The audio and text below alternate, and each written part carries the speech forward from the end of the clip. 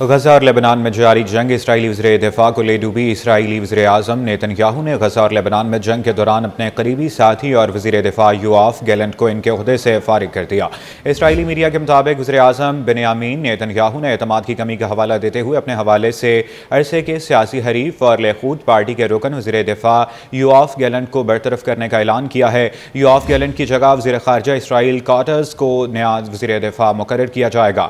Nitin Yahoo کہنا تھا کہ جنگ کے ابتدائی مہینوں میں یوآف گیلنٹ پر اعتماد تھا اور وہ بہترین کام کر رہے تھے، مگر گزشتہ کچھ مہینوں میں یہ اعتماد ٹوٹ گیا۔ یوآف گیلنٹ جنگ کے معاملات پر نیتن یاہو سے اختلاف رکھتے تھے اور انہوں نے کابینہ کے فیصلوں کے برعکس بیانات دیے۔ اسرائیلی وزیر اعظم نیتن یاہو کے مطابق ان اختلافات کو ختم کرنے کے متعدد کوششیں کی گئی، لیکن یہ خلیج بڑھتی چلی گئی جس سے نہ صرف عوام بلکہ دشمن بھی واقف ہوئے اور انہوں نے اس کا بھرپور فائدہ اٹھایا۔ اسرائیلی وزیر اعظم نیتن یاہو کے مطابق حکومت کے بیشتر اراکین ان کے فیصلے سے متفق ہیں۔ وزیر دفاع یوآف گیلنٹ کی برطرفی کے بعد اسرائیل اپوزیشن نے نیتن یاہو کو تنقید کا نشانہ بناتے ہوئے نیتن یاہو نے گیلنٹ کو برطرف کر کے ملکی سلامتی کو خطرے میں ڈال دیا ہے۔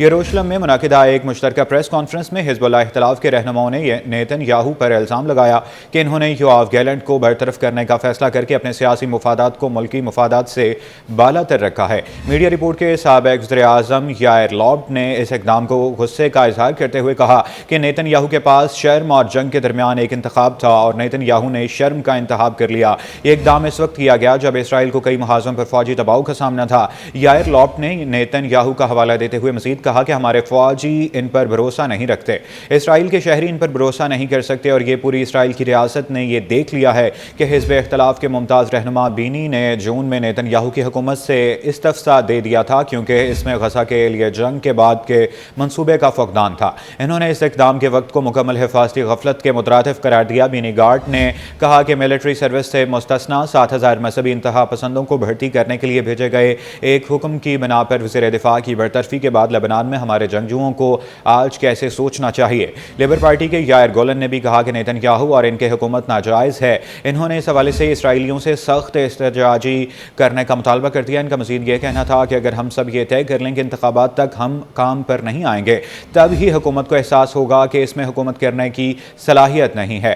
دائیں بازو کی اسرائیلی نیتن یاہو پارٹی کے رہنما اور دیگر لیبر مین کا خیال تھا کہ گیلنٹ کی برطرفی کا مقصد استثناء کے قوانین کی قانون سازی کو قابل بنانا ہے جو اس بات کو یقینی بنائے گی کہ انتہائی دائیں بازو کی کمیونٹی کو فوجی خدمات سے بچایا جائے۔ دوسری جانب اسرائیلی اخبار ہارٹیز کے پبلشر ایموس شوکن کی جانب سے فلسطینیوں کے حق میں بیان دینے پر اسرائیلی حکومت تلملا اٹھی۔ حکومتی وزراء نے اخبار کی سرگرمیوں کو محدود کرنے کا مطالبہ کر دیا۔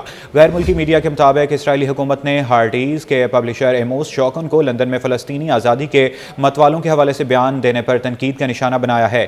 شوکن نے گزشتہ دنوں لندن میں ایک کانفرنس میں خطاب کے دوران اسرائیل کی موجودہ حکومت پر الزام عائد کیا تھا کہ وہ فلسطینی آبادی پر ایک ظالمانہ نسل پر پرستی کا نظام مسلط کر رہی ہے۔ ایموس شوکن نے مزید کہا کہ اسرائیلی فلسطینیوں سے لڑائی کو دہشت گردی کہہ کر جائز قرار دیا ہے جبکہ وہ آبادکاری کی دفاع میں دونوں اطراف ہونے والے نقصانات کو نظر انداز کرتا ہے۔ اسرائیلی حکومت کی جانب سے شدید رد عمل آنے کے بعد اخبار کے پبلشرز نے وضاحت کی ہے کہ حماس کو آزادی کے متوالے نہیں سمجھتے اور ان کی حمایت صرف ان آزادوں کے متوالوں کے لیے ہے جو مسلح کارروائیوں کا سہارا نہیں لیتے۔